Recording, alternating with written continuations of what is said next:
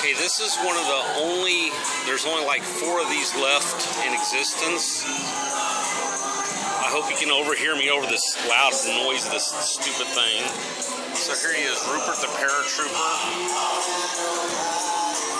And these were sent across from the point of the Pas-de-Calais, where the Germans thought there was going to be the attack. The actual attack came in the beaches of Normandy, obviously.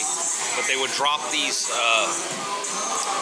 little rubber things, and some of them made noise, some of them just landed, and some of them had emitted radio waves, and that was to confuse the enemy. They thought Patton was going to lead the invasion because of all his success, and he was considered the greatest general the Allies had. So he had phantom divisions run around Calais, and he made it look like the Germans thought the invasion would either be at Calais or at Normandy. So they kind of split their forces.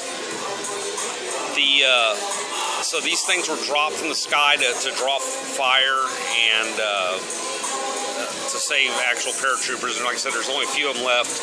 And this one's at the Ripley's, believe it or not, in San Antonio. Now, when the invasion actually happened, the Allies had a tremendous advantage. They had a weather station in Greenland. The Germans had U-boats, but they didn't have really anybody past the area where the English fleet at Scapa Flow. They had a few north of there, but they didn't know there was going to be a break in the storm, and the Allies did. And so the information that Rommel got said that there's only certain times you can do an amphibious landing on a beach such as Normandy to have any kind of success. And he thought there was going to be no break in the storm because they didn't have the intel from that weather station up in Greenland like the Allies did. So he took off to go see his wife's birthday. She was in Bavaria.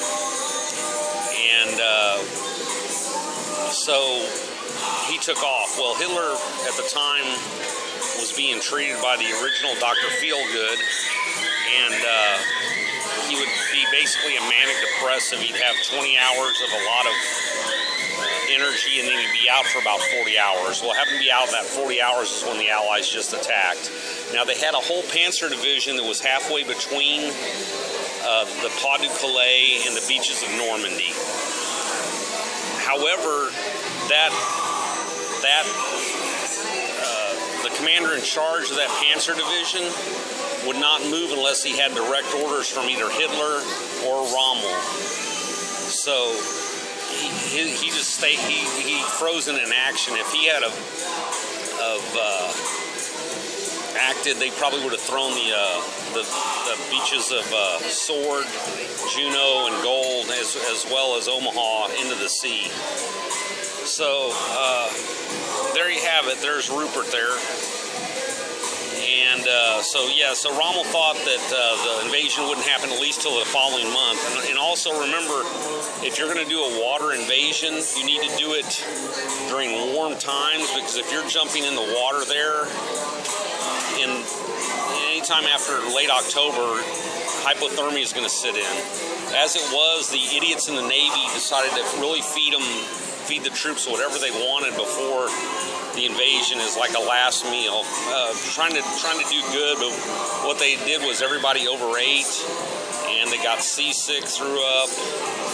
They were also weighted down with too much supplies, and they should have just gone ashore with water and their explosives and maybe a poncho.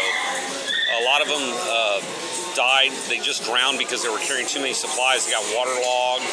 A lot of them got sick from eating too much food on that last meal on all the troop carriers. A lot of things went wrong. A lot of things went right. But the main thing that went right was that weather report that gave them a little bit of advantage. They knew they had a 3 or 4 day window before the second part of the storm came in. And that the inactivity of that panzer commander made the invasion a success. Thank you.